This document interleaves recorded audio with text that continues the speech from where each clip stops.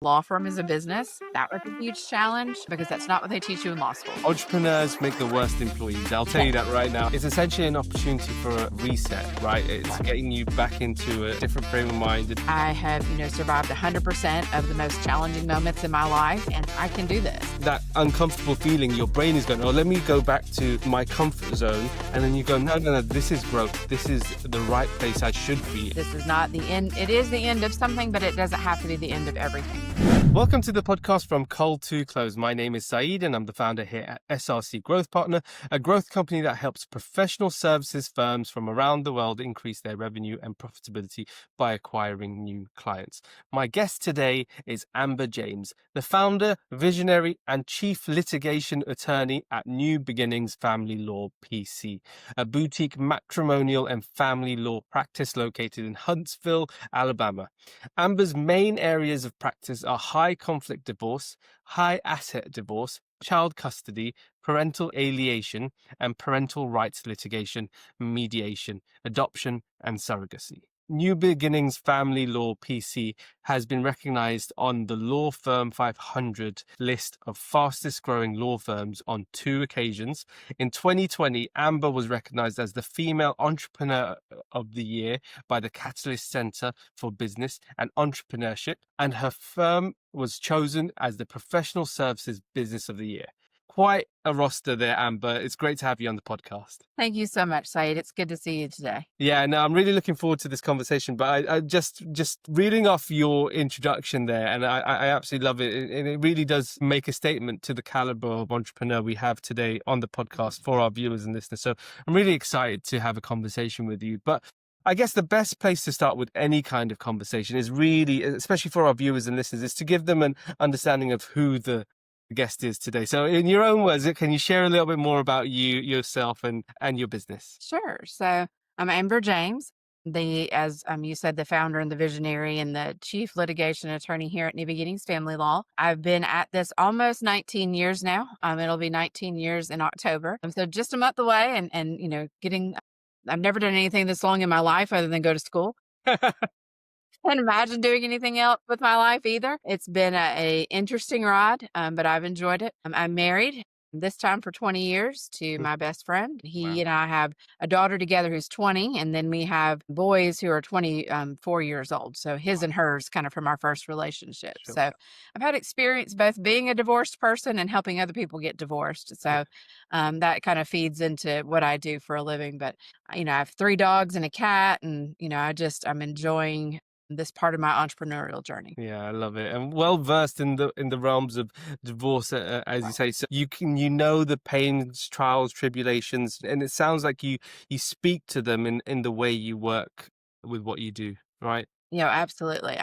What I have lived through absolutely feeds into how I take care of my clients and how I try to coach them as much as, lawyer and counselor, sometimes coach, to try to coach them through how life can look different after your divorce is over, how life can be better, that this is not the end. It is the end of something, but it doesn't have to be the end of everything for you. Oh, I love that. I love that.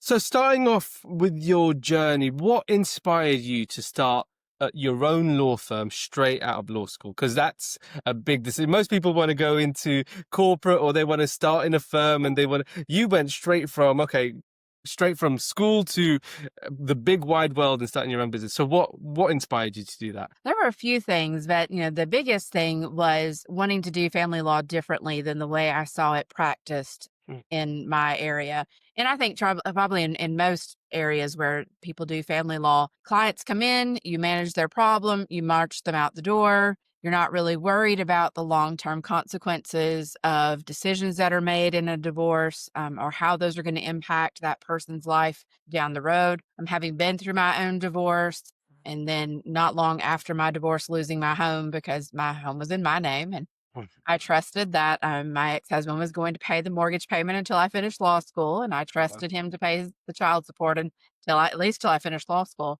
And neither of those things happened. And despite he and I being great friends and being great co-parents, from a financial perspective, it was always a challenge. And, so I ended up having to sign my house back over to the bank. And it was one of those consequences of my divorce that my lawyer never talked to me about. never said to me, what's going to happen if he can't make the house payment, can you still keep the house? Would it be better if we just sold it now and not, worried about having that payment kind of long term? So those discussions about long term consequences just didn't occur.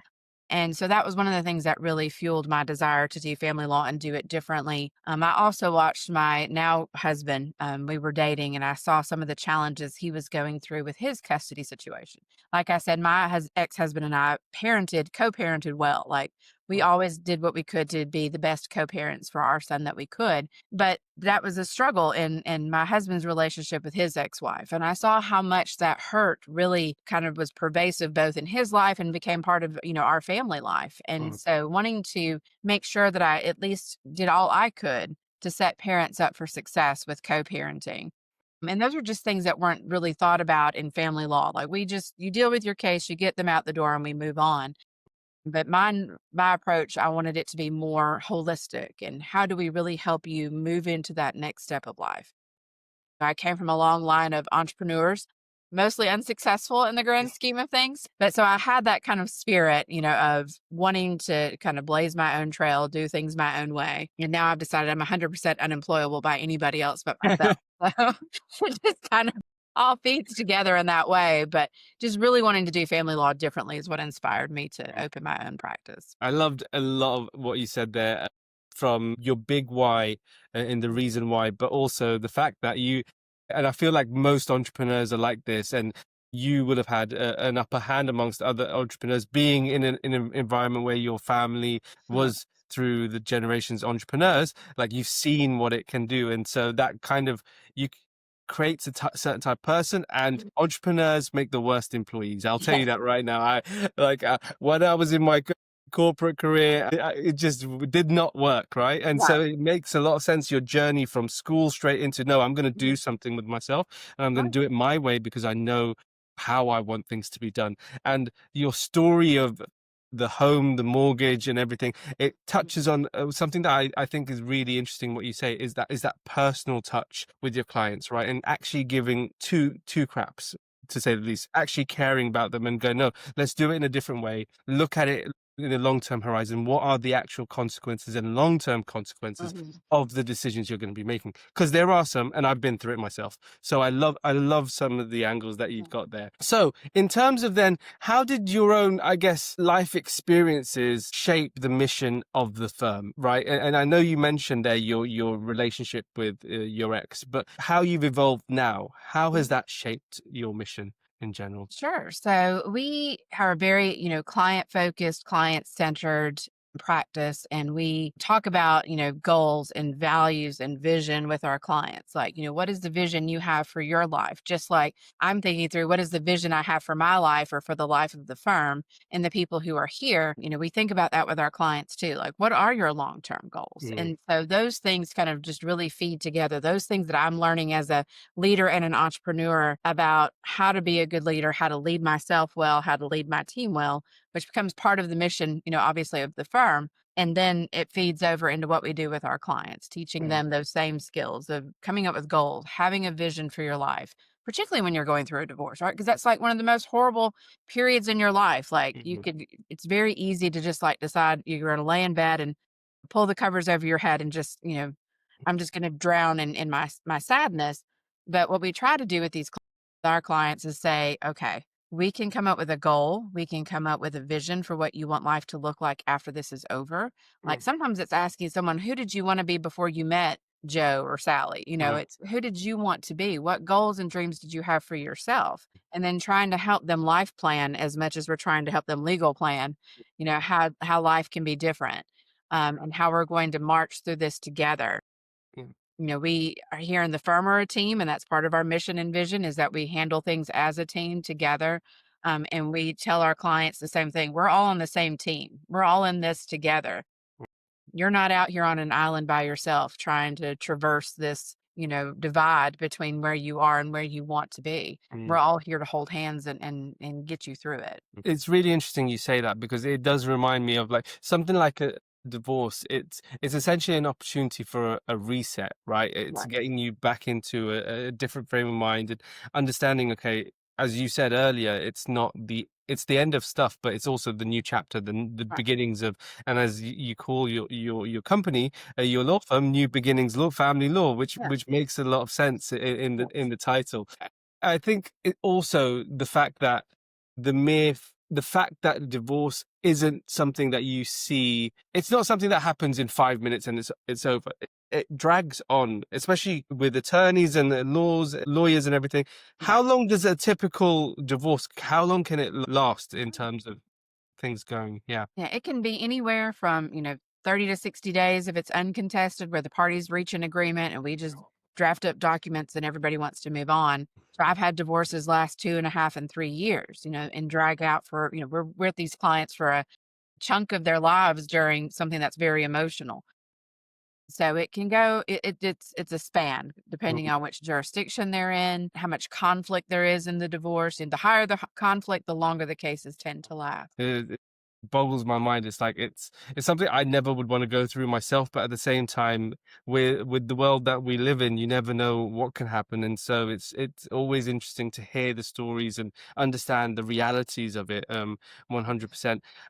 I guess what I would like to touch on instead, in a more positive note, is can you share a success story or a moment that embodies what your firm stands for and the impact it aims to make clients' lives, I guess? Sure. So I've had, several. I'll share a few. Yeah. There was a female client of mine who had been a stay-at-home mom and now found herself going through a divorce. And her Mm, entire life had been wrapped up in being mom and wife and being at home and really just not even thinking about herself. She had let herself physically go, both from a health perspective and just a mental health perspective, physical and mental, just didn't think much of herself. And so over the course of the time that we worked together, we talked about, what did you want for your life before you met him? What did mm, you want to do? She's like, well, I really wanted to do real estate and I really wanted to be a successful salesperson and I really wanted to do these things. And I'm like, that's great. We can still do those. And she's like, no, my life is over. And I'm like, no, we can do this. Like,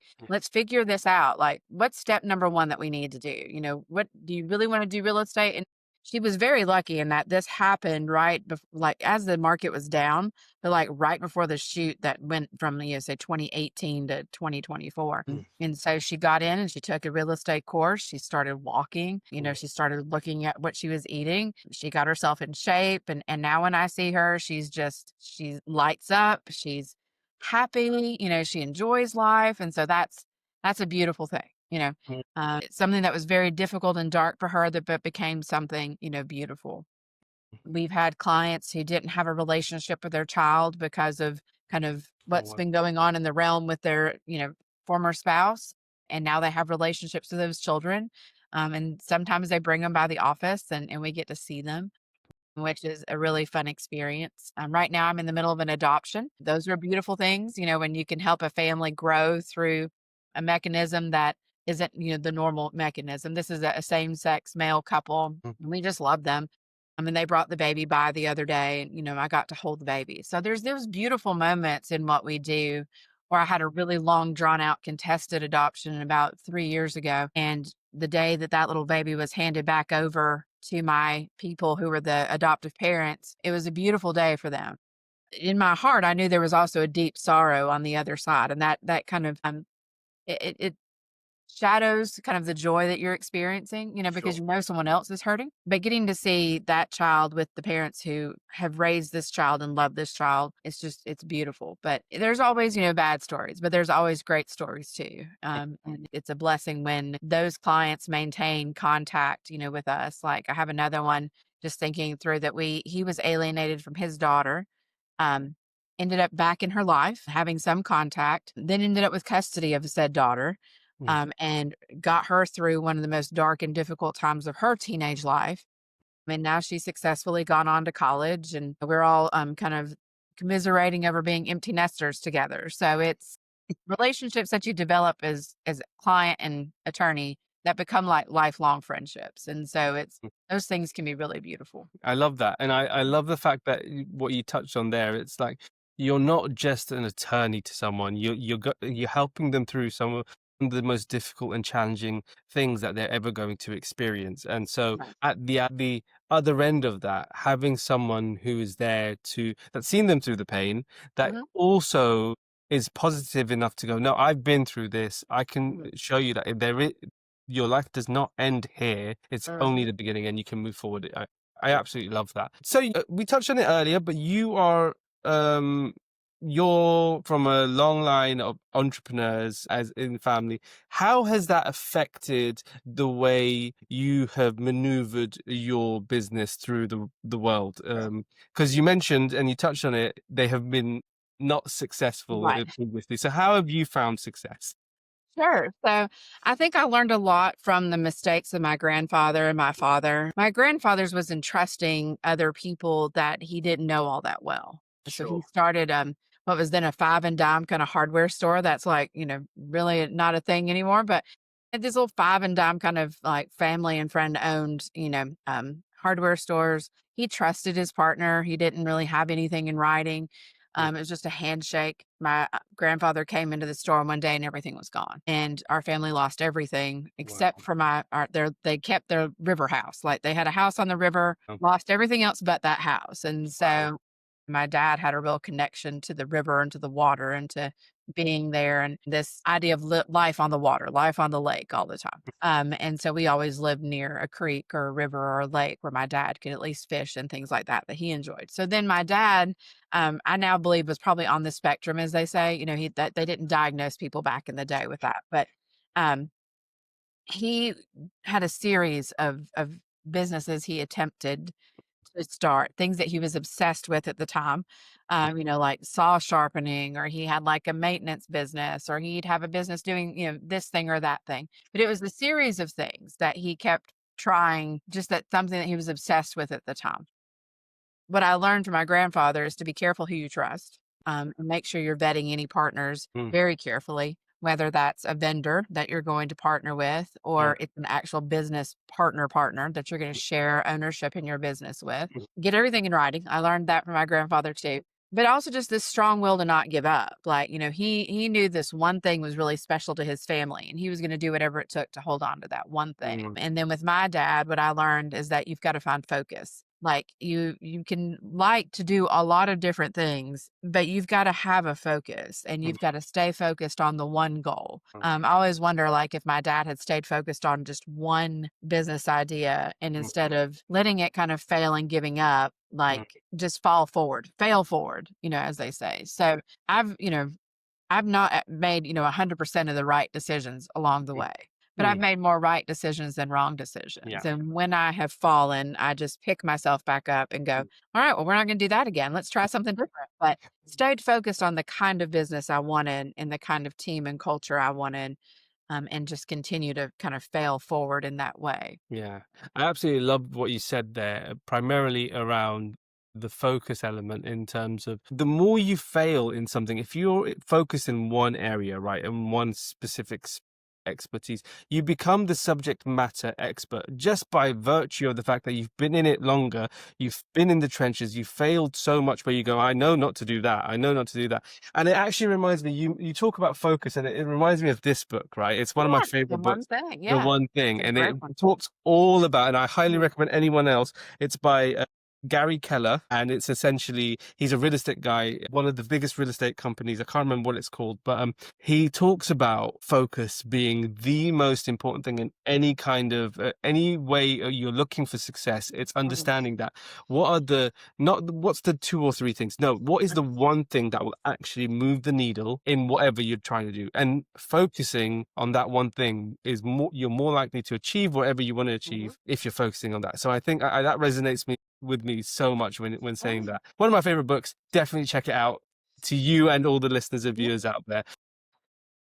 So, with all your success, and this is a common theme that we see with a lot of successful entrepreneurs, business owners, CEOs, and founders that we have on the podcast, and it's often the case of, well, should I be here? Am I right to be here? And there's a term for that. It's imposter syndrome. Yes. Did you ever, or do you ever suffer from imposter syndrome? And if you do, how would you, or how do you combat that? Always. Every time I hit a new level in my life or business, I absolutely feel like an imposter. Coming from a long line of entrepreneurs, like I said, though, my father particularly failed a lot. So I grew up incredibly poor. I lived 4 years of my life in the middle of the woods with no running water. My dad was like, that's it. We're moving out to the woods. He was very reclusive for a period and, you know, lived in the boonies like we were camping. It's like a 4-year camping trip, of having no running water in my home. And never really had a lot, but I was super blessed that my mom actually took care of a lady who was wealthy. My mom was like her personal assistant. She took her place. She was legally blind, and my mom took her places and helped her with dishes and things like that. Well, one of the things that her name was Miss Shepherd, Mm, and one of the things that she was adamant about is that she would figure out a way to help me and my family get out of poverty. Like, how can we do this? So, um, she focused a lot on education. She focused a lot on teaching me things from a cultural perspective about art and music and things mm, like that. So I learned a lot from her in that realm. So that when I started to have to go to places where there was more than one fork at the table, I wasn't an idiot. Like, I didn't know how to not navigate a place yeah. setting. But without her, I would not have had that experience. Mm, I might not I mean, I'm a musician, I play the clarinet, my undergraduate's in music. I got that from her. Even the ability to own a clarinet, to be able to do that came from Miss Shepherd. And so a lot of my beginning imposter syndrome is just feeling uncomfortable in that place, having been more the daughter of someone who serves in her household mm, to someone who had a seat at the table. And that can be a very challenging place to be. It can be like when we bought our most recent house about 10 years ago. I remember walking in and saying, I can't own this house. Like, this can't be mine. Like, this is not a possibility for me, and my husband having to walk me back and go like, "We're buying this house. It is indeed yours, and you do deserve this." And so it's not something that is, it's kind of always pervasive. Every time I hit a new level, like, I struggle with that imposter syndrome. mm, And a lot of it is just reminding myself of how far I've come, mm, all the things that I have already accomplished, and then, that I can continue to do more. Like, I am capable, I am worthy. Giving yourself those little affirmations that some people think are silly, but, getting up in the morning just saying, deserve this, I'm worthy, I'm capable. I have, survived 100% of the most challenging moments in my life. mm, And I can do this. I belong here. mm, And so it's a challenge. And it's not something that I'm like defeated altogether. There are mm, still times when I suffer from it. And I think every entrepreneur does, but it's just, like I said, reminding yourself that you have indeed survived 100% of mm. every challenge, of all the challenges you faced, and that you are worthy and capable, and that you deserve to be where you are. Yeah, it's so interesting you say that. My wife, she suffers a lot from imposter syndrome, especially when we first met. She used to talk to me about it, and I always used to try and talk them off the ledge of imposter syndrome. That's how I try and say it. It's like you're there, you're like it's almost like a disbelief, but Yeah. everything I saw in her was like, no, you're everything that you are showing right now and Mhm. more, right? And Right. so it's but the self-talk that can Mhm. take place often is it comes from a place of disbelief of not Yes. understanding how you've managed to do it. But you're absolutely right. You are you've survived 100% of the obstacles that have been in front of you, that have been placed in front of you. You're still breathing, and you've survived in a positive way. So Right. embrace it and go, okay, well, chances are, and I try and tell this to myself as well when I experience it, is like I'm feeling it because I'm uncomfortable, because Right. where I am I have never been before. And Right. that uncomfortable feeling, your brain is going, oh, let me go back to my comfort zone. And then you go, no, no, no, this is growth. This is the right place I should be. And then the next time I feel that, it's that next level, right? It's that next level of, okay, growth that's happened. So I think it's really interesting you've touched on that there. In terms of then when you first launched your own firm, and I imagine coming straight out of law school, going and starting your own firm, there's going to be a lot of challenges. And as we touched on there, lots of obstacles that can creep up in front of us. What were the biggest obstacles you experienced and faced as a founder, and how did you overcome them? Sure. So there's lots of challenges I had to overcome. One was I was not very tech savvy when I started. I knew how to function on my laptop, and that's about the extent of that. Like, trying to figure out how to do Excel, and those are just things I didn't grow up with. Sure. I'm closer to 50, real close to 50 at the moment, than I am, say, 20. So Sure. I did not grow up a digital native, learning the technology, keeping up with technology, but then also being an early adopter to technology, if that Mm, makes sense. So being an early adopter to having a website, like that's, when you're an entrepreneur and you're starting your business. And when I started in law, the way to advertise your business was still the yellow pages. You want yeah. the back of the yellow pages or the front of the yellow pages. And I was like, I can't afford that, but I can afford a website. And I think this internet thing is going to be a big deal. Like, this is 2006. We were one of the first law firms in North Alabama to have a website. So we were able to really we now have this huge long history, with Google of having our website out there. It originally started out as James Family Law, but now it's New Beginnings. Things shift over time. Having that history was a big deal. I had an MBA, so I had some business knowledge, but really realizing that a law firm is a business, that was a huge challenge, because that's not what they teach you in law school. They don't teach you anything about running a business.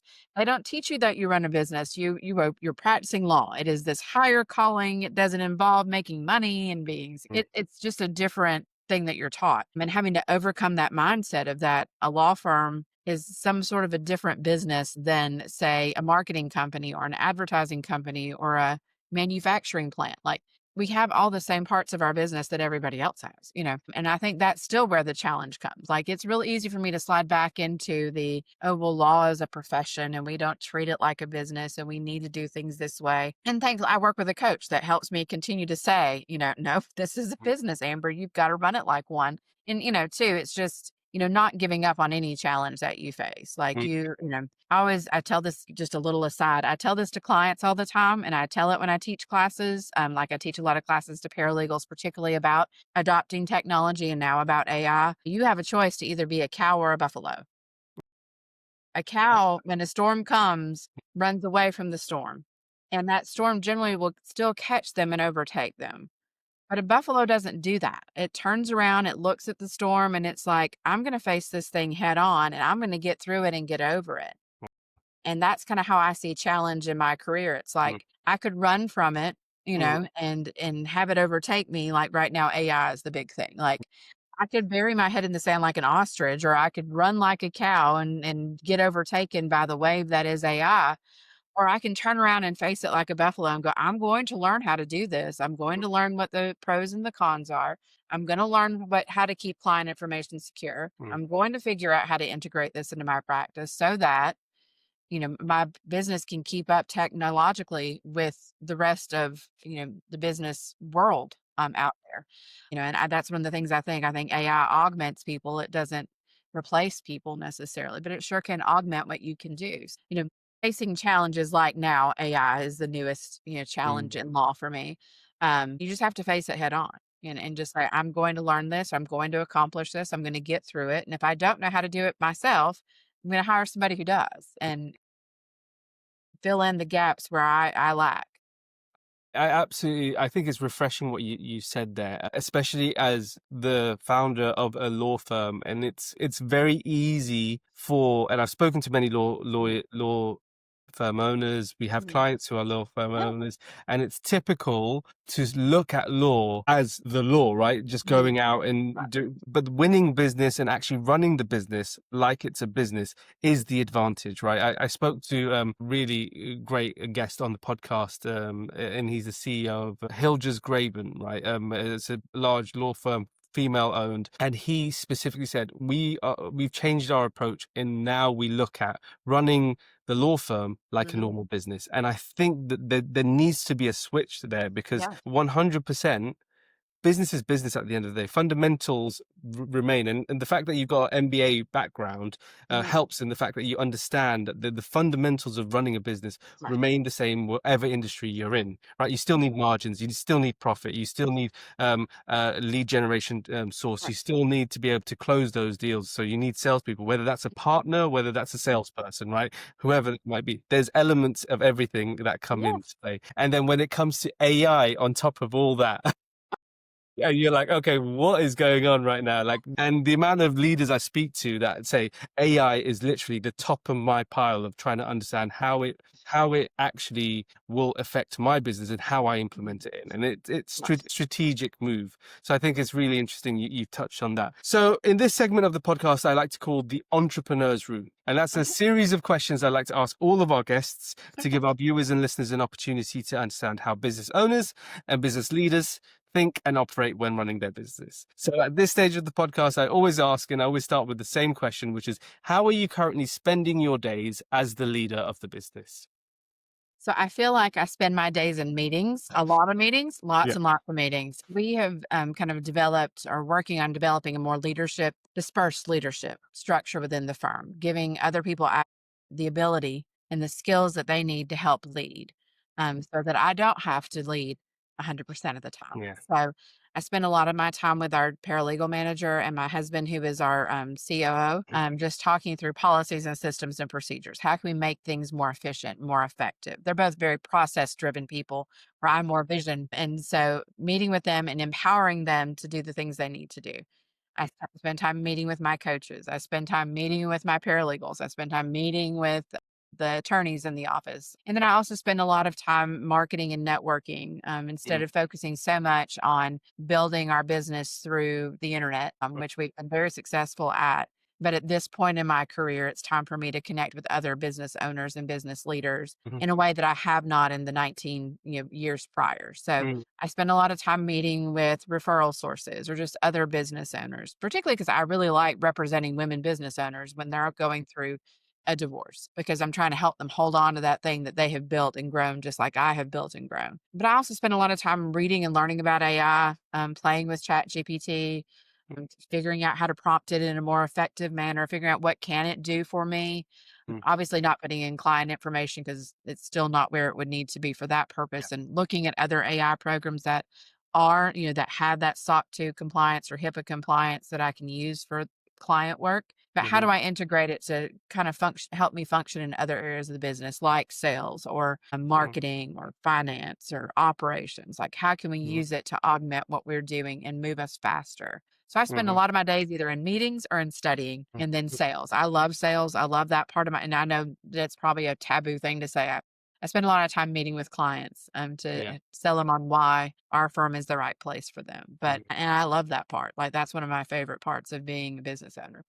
I absolutely love it as well. It's my favorite part as well. Yeah, I feel like when you're a business owner and you're the founder, it's your baby, so you know the why more than anyone. So you can convince someone you can be the primary Right. salesperson for the business. You're the Right. champion. You're the person that's going out there going, yeah, this is what we do, and this is why we love doing what we do. So it's really interesting. So as a leader of the business, I'm sure you look and track lots of different things, but what are the most important metrics for you within the business? Sure. For me, the most important metrics from a financial perspective are making Mm, sure that our utilization rate of our attorneys and our paralegals, mm, how many hours are they billing every week? And then how much are we collecting on those hours that they have billed? sure. How is our accounts receivable growing or shrinking over time? I'm also looking at the number of consultations that we're booking from the leads that we receive.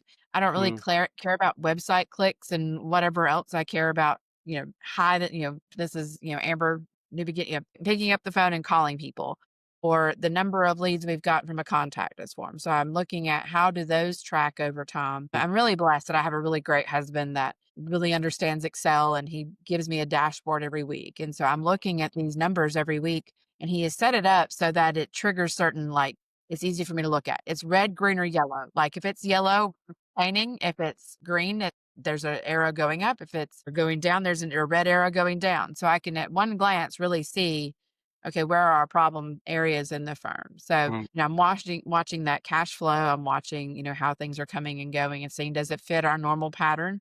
mm, Or, like, this was an off year. Normally our first 6 weeks of the year are incredibly busy. As soon as Christmas is over, people want to get divorced. mm. Or that was delayed by about 3 weeks, and Wow. so it was figuring out, okay, well, that's unusual. Why are the first 3 weeks of the year so slow? And then trying to shift and make the changes we needed to make to keep the business afloat until things picked back up again. Now it's, trying to even out that flow, that ebb and flow of business. So Sure. Makes a lot of sense. Just moving on from that as well, how are you? And this is obviously, and you touched on there, your role as a going out in network and building out on your network and stuff. But how are you currently growing the business? What kind of marketing and business development activities are you currently doing to grow the business? Yeah. it's right now to grow the business, we're working on a couple of different areas. So this year was our busiest year for surrogacy. It was something that we might do 3 or 4 cases a year. And then this year we've done like 20. So it's figuring out, what connection did we make there to make that work?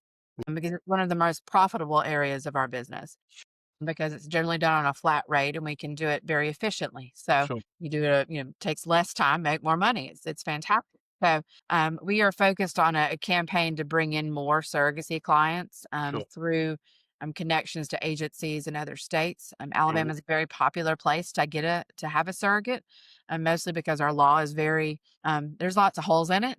It allows people to play in a gray area. There's not a lot of rules on how it's done. And two, we have a lower cost of living, which means the surrogates in Alabama don't request as much from a compensation perspective as, Okay. say, a surrogate in New York or California or Washington or Oregon, somewhere where the cost of living is much higher. So we've been focused a lot on building out that part so that it functions in a more hands-off manner, that it can be more automated. And then we're also focused on just building relationships within the business community. We've always kind of been able to hit I would say, middle management of companies and getting clients in that income area. And what we want to do is grow that so that the higher income earners are coming to us. And my perspective on doing that is connecting with other business owners Mhm. to make that happen because that's kind of my target market at the moment and from a divorce perspective. And so doing the networking, being at the chamber, being visible in the community, those are all things that kind of draw in that higher end clients. Mm. It's just like any other thing in marketing. You've got to be where your clients are. And so hanging out where other business owners hang out is kind of our focus from that perspective at the moment. Our internet marketing is going well. So we're kind of just maintaining that, working on these two other areas to try to grow those areas of our business. Love it. Love it. Really interesting. So obviously you mentioned that you've been running the business for 19 years now. What's the biggest lesson you can share with us today from your entrepreneurial journey?